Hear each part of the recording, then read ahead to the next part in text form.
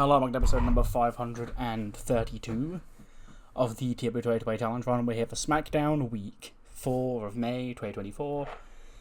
And yeah, tonight's main event it was set up last week, it'll be Daniel Bryan, one half of the WWE Tag Team Champions, against the almighty Bobby Lashley. Stipulation in place that, if Bryan loses, if Lashley beats him, then the Hurt Business will get a future shot at his and Pete Dunne's Tag Team Championships. We also have Randy Orton and Ilya Dragunov teaming up in our opening match against Baron Corbin and Grayson Waller. We have Carmelo Hayes taking on Angelo Dawkins and a whole lot more. So without any more further ado, let's jump straight into the show. We kick off with wrestling, Crazy thought, but we kick off with some in-ring action. And it gets a fucking 89. Jesus Christ, Corbin.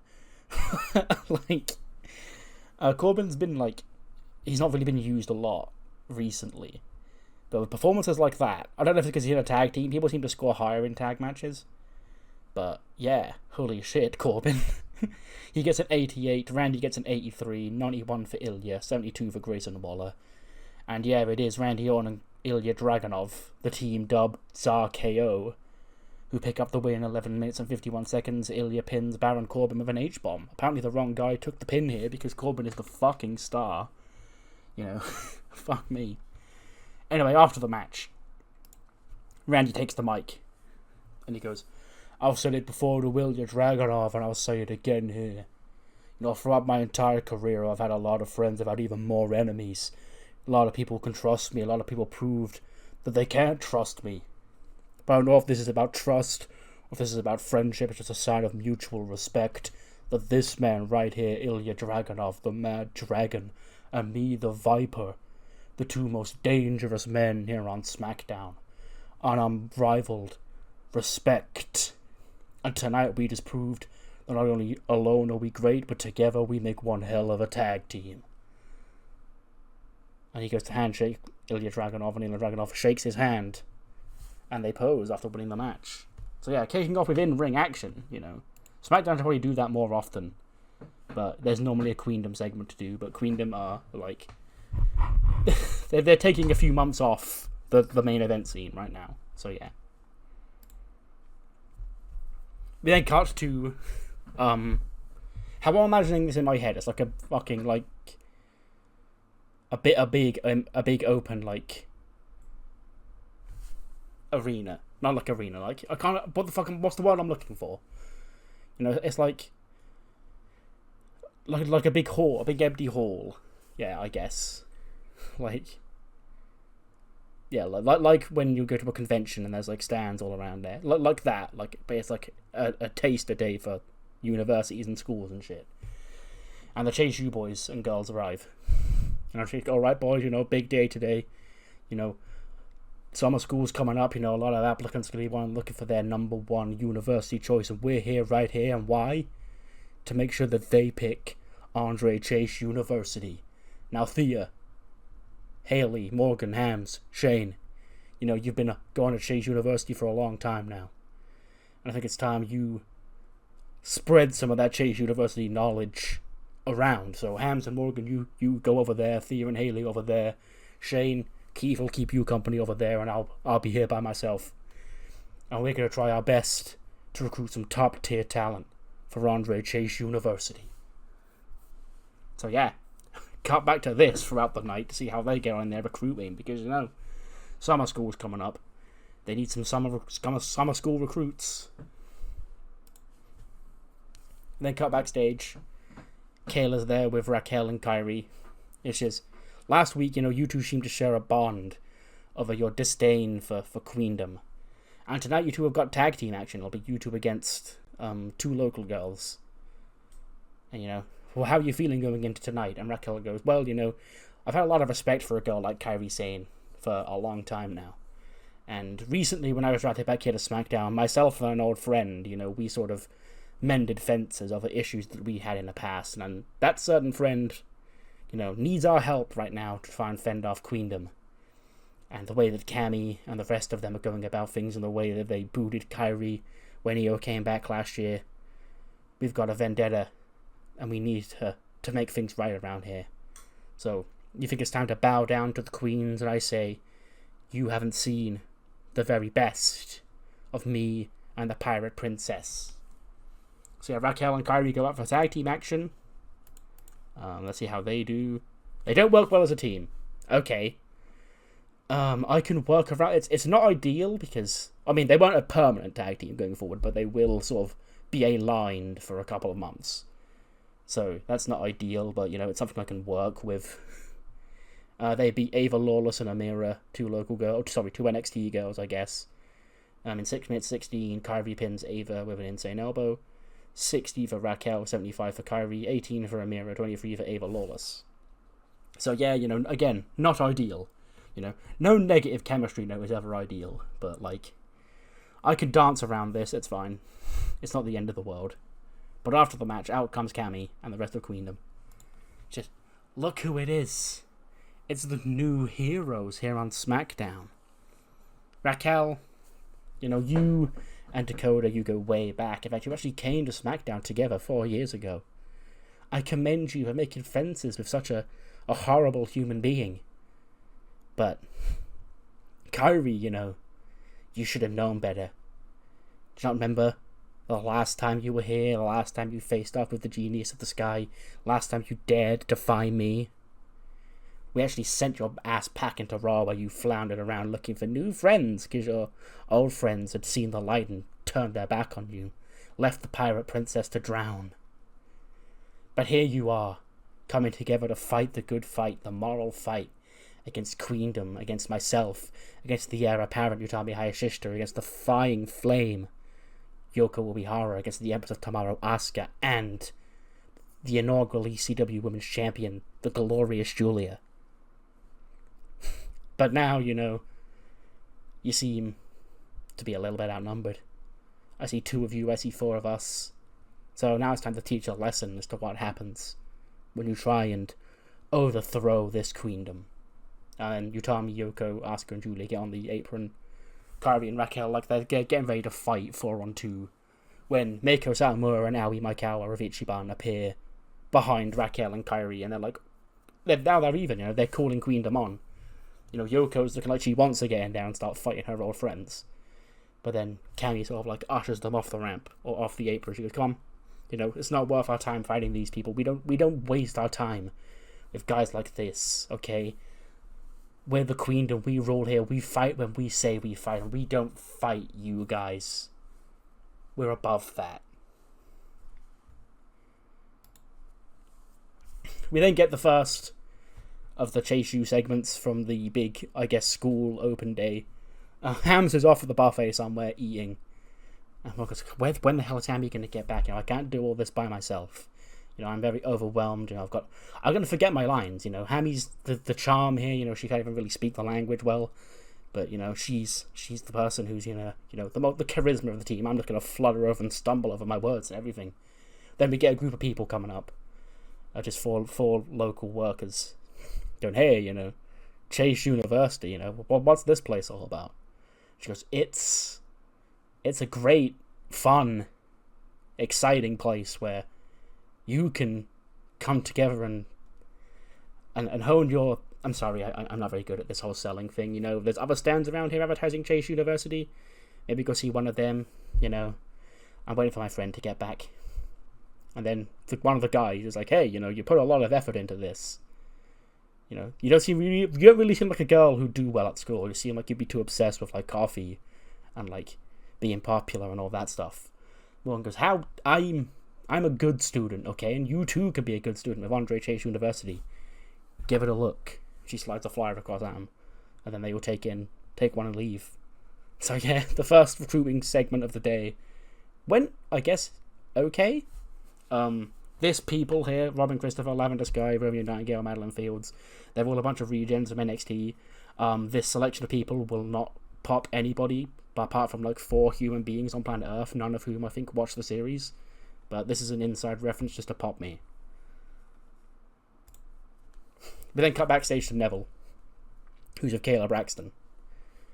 He says, "Neville, next week, SmackDown is heading to Glasgow, Scotland, the day before Clash at the Castle, and I've just received word from General Manager Adam Pearce that you will defend your United States Championship on that show. Against the winner of a Fatal 4-Way match coming up next between Andrade Almas, Sami Zayn, Ricochet, and Tyler Breeze. Have you got any preference as to who you want to face? And he goes, Kayla, all 4 of the men you just listed are but bugs waiting for me to squish.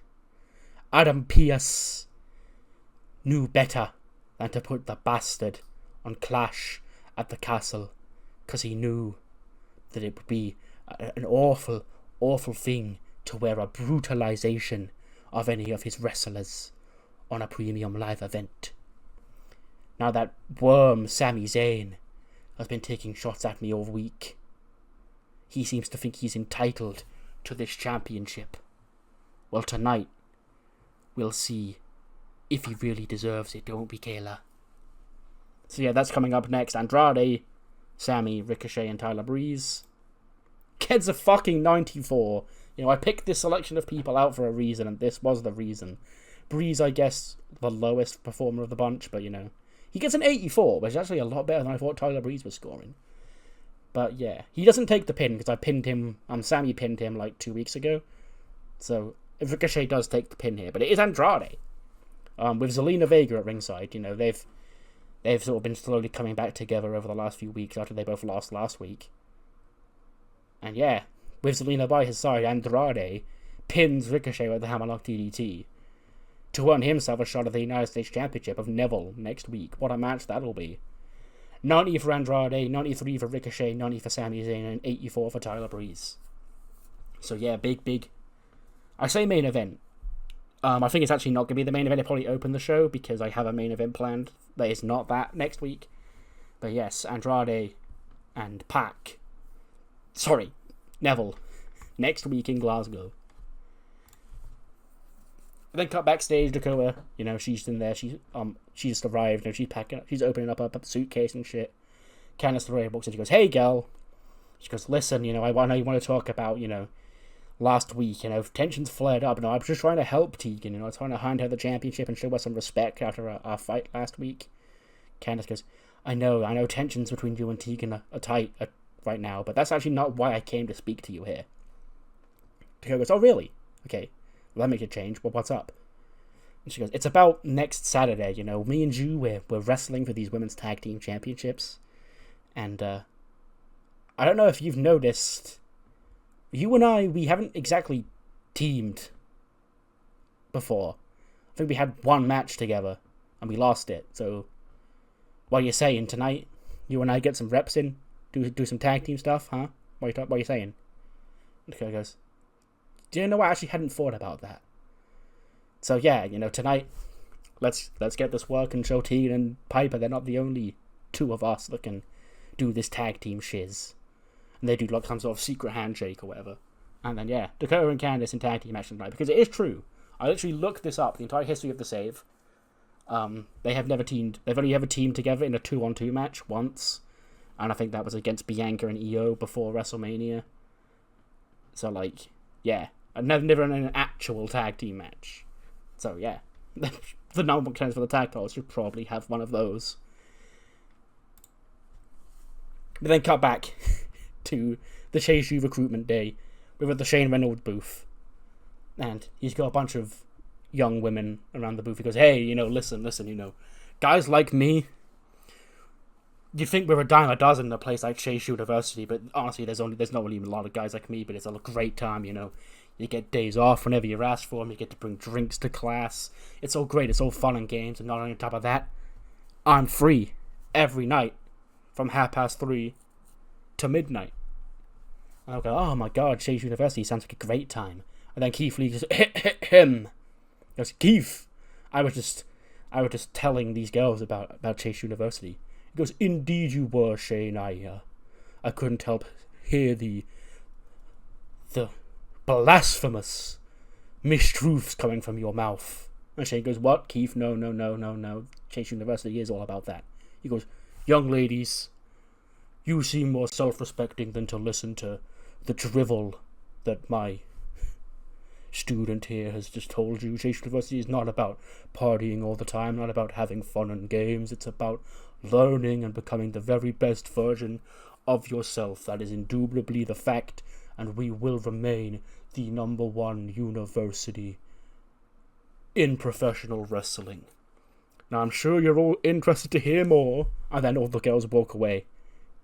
And then you can see you've scared the baddies off now, Keith. He goes, I'm sorry, Shane, we're not here for, as you put it, baddies. We're here for some fantastic brains that we can put to good use to ensure the future of Andre Chase University. And he walks off, and the change goes, you're no fun, Keith.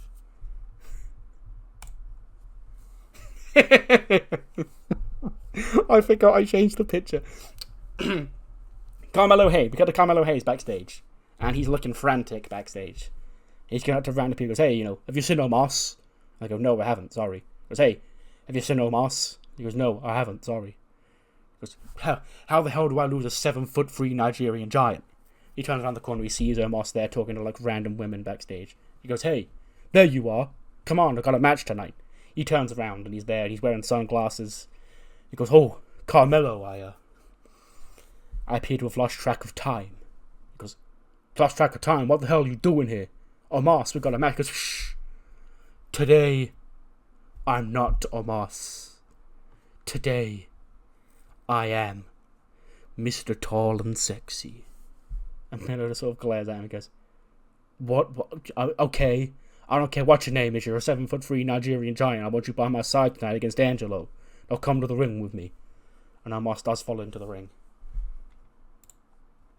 Match gets to 78. And yeah.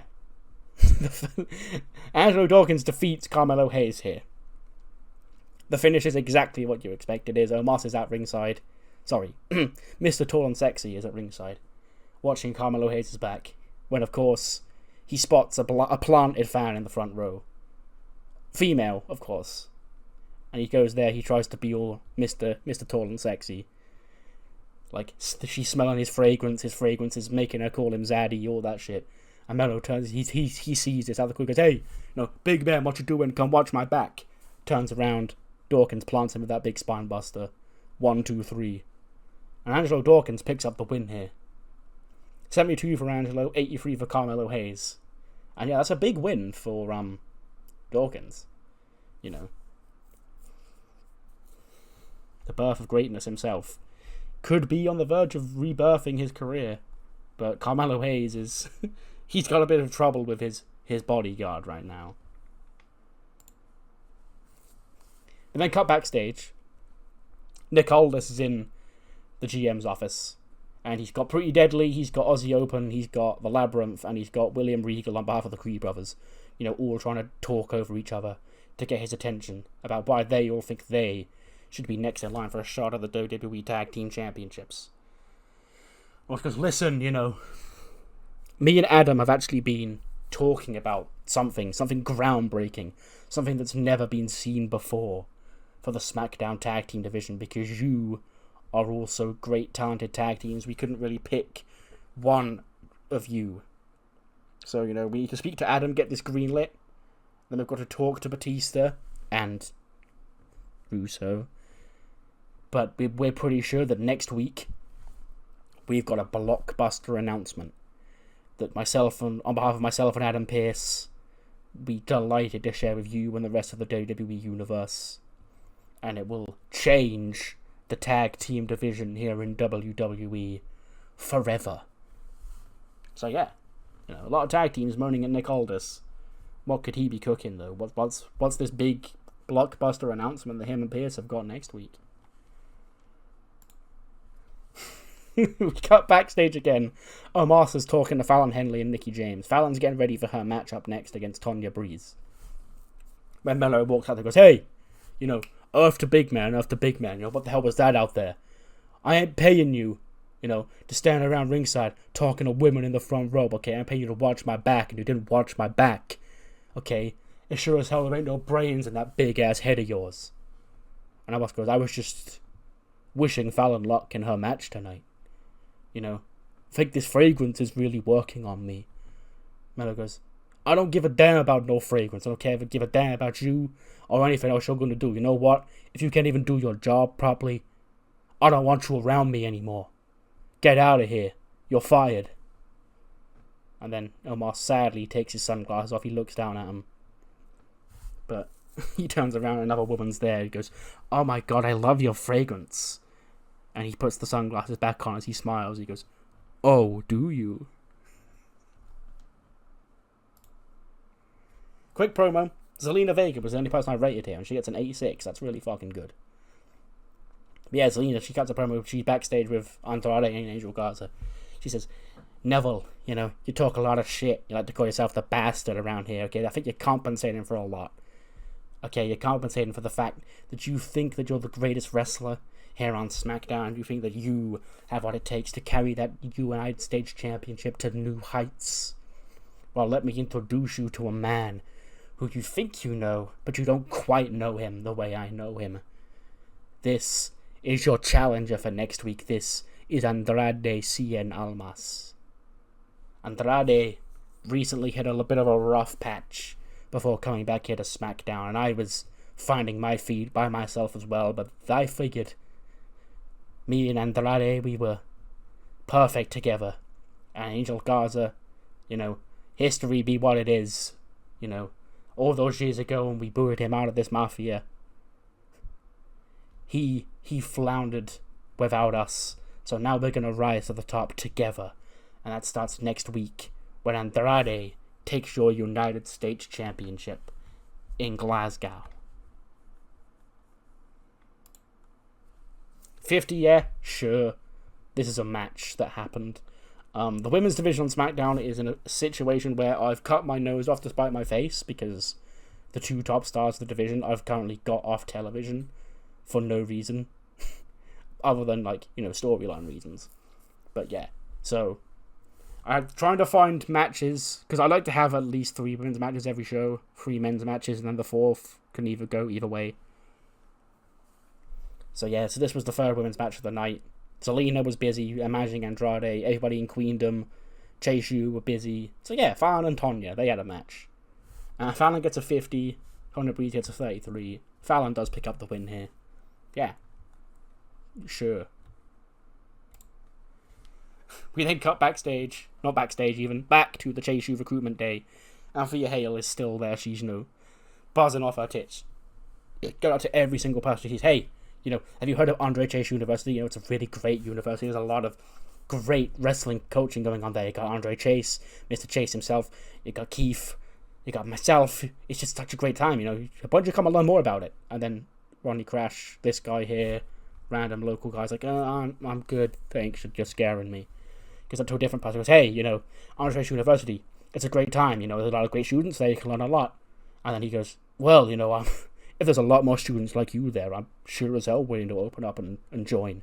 Thea goes, "Ooh, no, get out of my face." She sits down and goes, "Haley, starting to think I'm not really good at this selling thing."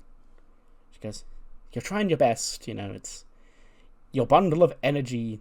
This isn't really for everybody, I can understand why it would be a little bit off-putting." Haley goes, Thea goes, "Well, thank you." And then another guy walks in, it's Riley Osborne.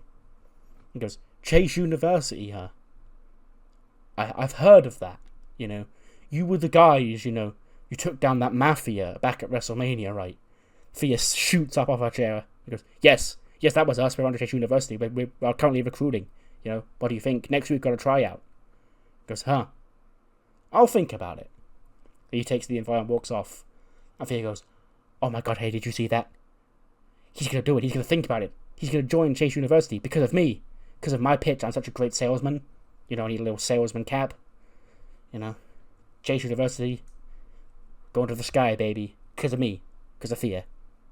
And Haley goes, "Yeah, you did good." Waller and Corbin, angry backstage. Because I can't believe this lad, what's happening out there? Me and you, we're supposed to be the greatest here on SmackDown. You're the only guy I can see eye to eye with on here. My best friend, Dirty Dom, was left behind on Raw. So I thought, Corbin, you'd be the guy by my side. He goes, "I am, Tonight, me and you, we had him. We had Randy. We had Ilya. But that bullshit referee, did you not see what that crap he pulled on us tonight?" And he goes, I didn't see that crap, Corbin." He goes, what happened? Tell me all about it." He goes, "When I Ilya hit with that H-bomb, I was giving him a false sense of hope. I was I was waiting till the very last second because I was conscious that whole time because, it takes a lot more than that to knock me down. I'm a gold glove winning boxer. So I was giving him a false sense of hope, and that damn referee counted too fast, and I couldn't get up in time. Waller goes, it's okay, mistakes happen, They happen to the best of us, of course, not to me, because I'm Grayson Waller, I'm bloody perfect, lad. But, better luck next time, corpse. And then Otis approaches and goes, Gracie goes, what? What, you fat oaf? I told you last week. I ain't here to deal with your BS, okay? You can't learn to be a ladies' man like Grayson Waller, huh? It's just not going to happen. Not when you look like that, you fat piece of... You know what, forget it. Me and Aaliyah, we've got frustrations we need to take out over a nice cold drink.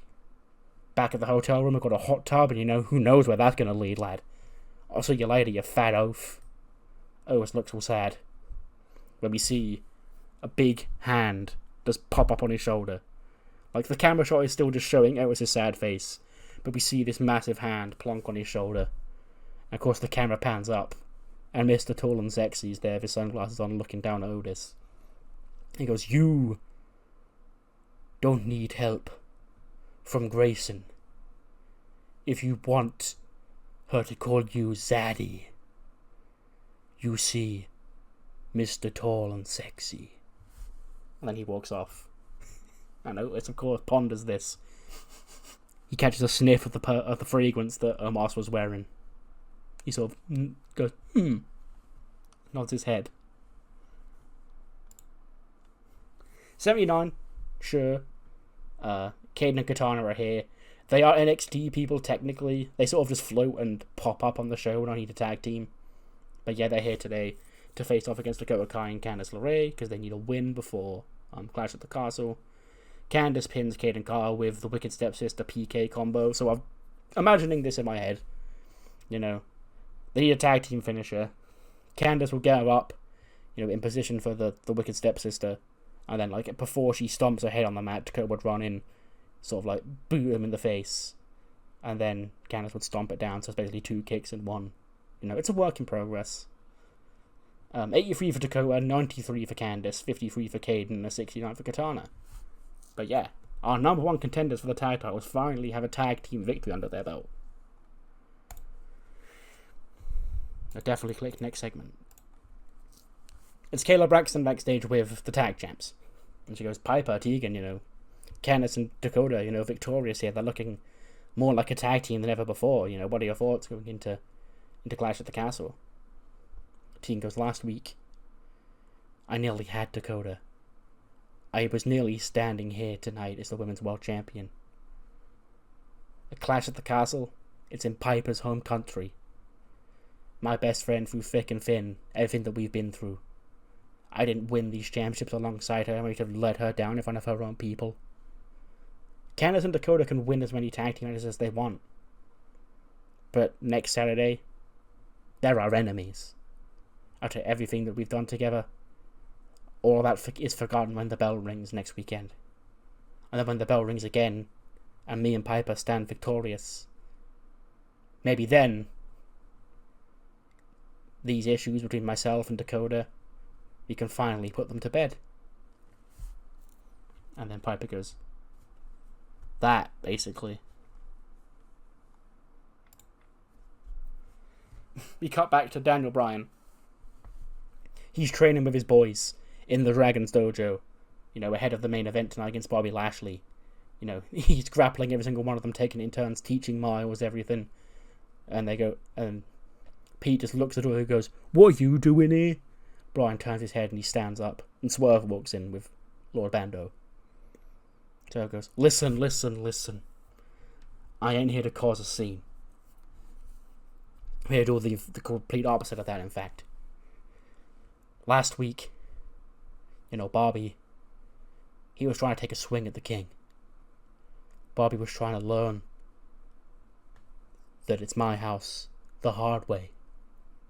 And sure, Drew McIntyre picked up the victory, and I've got to face Drew in front of his own stupid family next Saturday in Glasgow.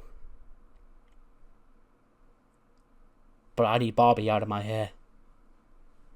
And you're the WWE Tag Team Champions, and you guys have got beef with the Hurt Business all your own. So maybe tonight, You do me a solid, I'll do you a solid. Because you, as a WWE Tag Team Champion, I ain't gotta worry about you going for my championship because you're preoccupied. I just need Lashley out of the picture, and then next Saturday, Drew will be out of the picture. And Bryan goes, I hear what you're saying. I need to correct you on 2 things. 1, I'm gonna take care of Bobby Lashley tonight. But it won't be for you. It'll be because I'm the best damn professional wrestler in the world, and that's what I do best. No matter who I'm facing, no matter how big they are. And number 2, just because I've got this, doesn't mean I don't want that. Now get out of my dojo. Chase U, they all group back up at the end. You know, Vicky gets, so, how did today go, everybody? You know, Morgan, Hams. She goes, well, I gave this one group of people, you know, this leaflet for Chase University. They seemed interested, but I don't know if they're going to be there. She goes, Shane, how'd you do? And she goes, well, I think it's better if Keith lets you know how I did. Goes, Mr. Chase, Shane here was selling young women false prophecies about Andre Chase University, and I couldn't have them show up to the open day next week and be disappointed that they have been mistruthen. To let them know they have been hoodwinked by one of our own. So, Shane was unsuccessful. Goes, Thea? She goes, well, I think one British guy took one of mine. He really seemed to be interested. He actually knew all about Chase U. You know, he knew about us at WrestleMania. He knew about us being the D'Angelo family. He knew about Bodie. And then the guy walks into frame reading a Chase U leaflet. It's covering his face. And Shane goes, oh, yeah, by the way, when Keith wasn't looking, I did bump into this one Australian guy, you know, and he seemed interested. He seemed kind of suspicious, but, you know, he seemed interested in joining Chase University. And then he goes, hey, look, and we got that guy there. And Shane points at him, the guy reading the Chase U leaflet. And Andreas goes, can I help you? And he goes, I don't know. Can you? He pulls it down. It's Bodie Hayward. Everybody screams, oh my God, Bodie! Bodie, you're alive. He goes, yeah, you know, I am. You know, it's a rough few months for me, but I'm just glad to see Chase University still alive and well. Because Keith and Shane and that weird guy with the mustache, you know, they kept the university alive.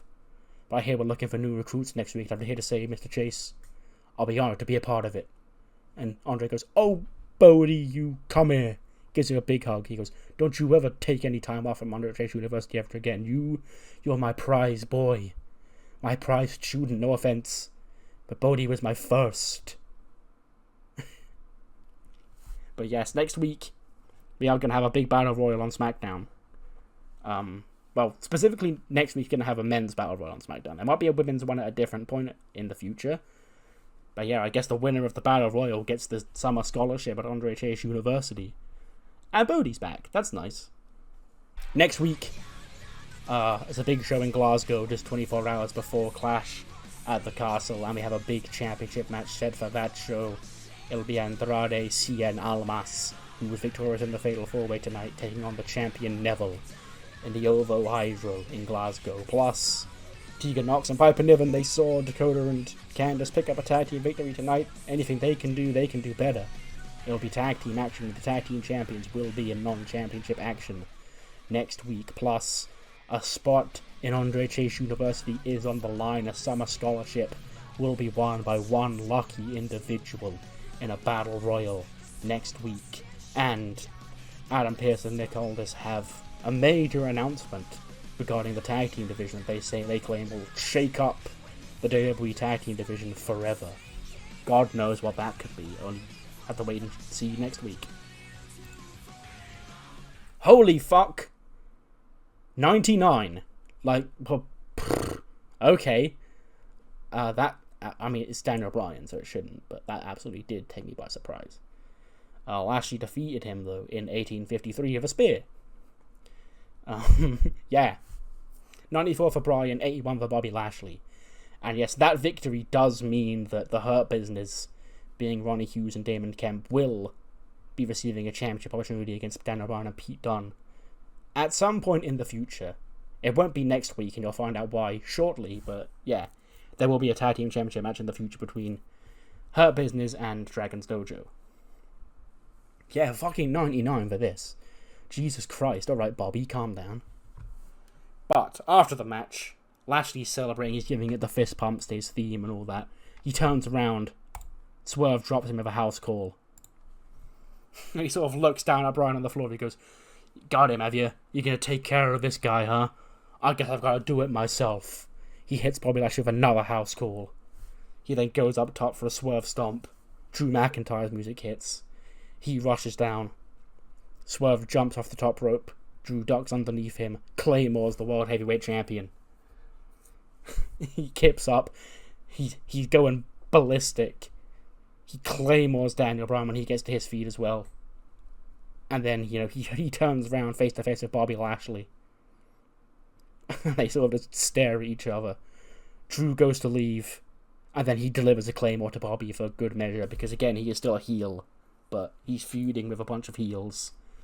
So yeah. Bobby is the lone babyface of this quartet. Had to be the one to be dropped. To, cement that Drew is still, he ain't a good guy. But, following this attack, it has been announced next week on the Go Home show to Clash at the Castle, Drew McIntyre will be forced to team with Bobby Lashley against Daniel Bryan and Swerve Scott. That should be a fucking banger. But yeah, the show ends. Gets a 95. Yeah. What matters more is what you thought of the show. So, let me know what you thought of the show where Mr. Tall and Sexy and Chase U had show-long angles. Queendom was delegated to one segment on this show.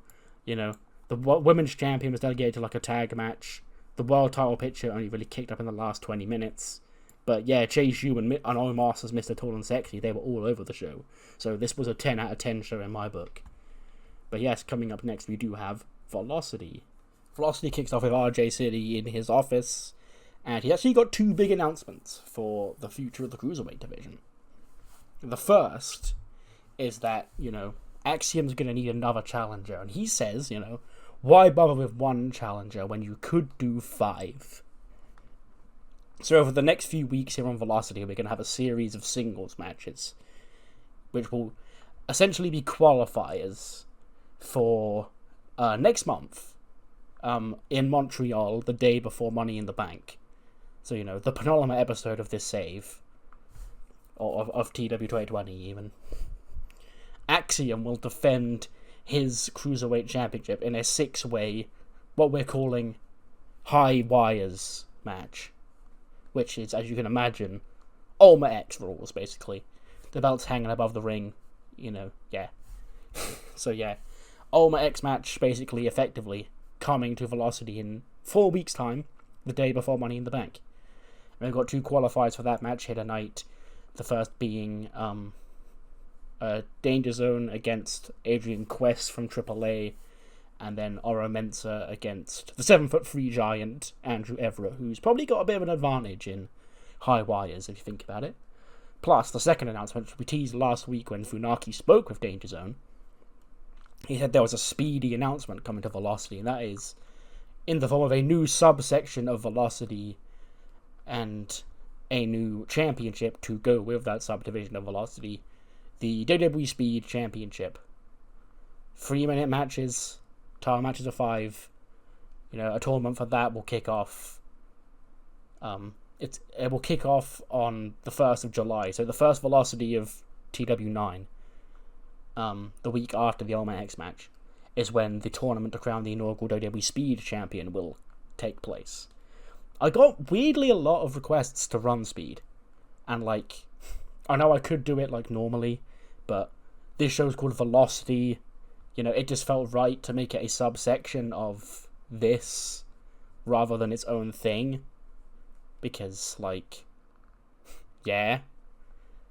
So, the WWE Speed Championship is effectively the mid-card title of Velocity, but it will be contested under, the Speed rules. Which now means I'm probably going to have to introduce another women's title over on Heat. Yay.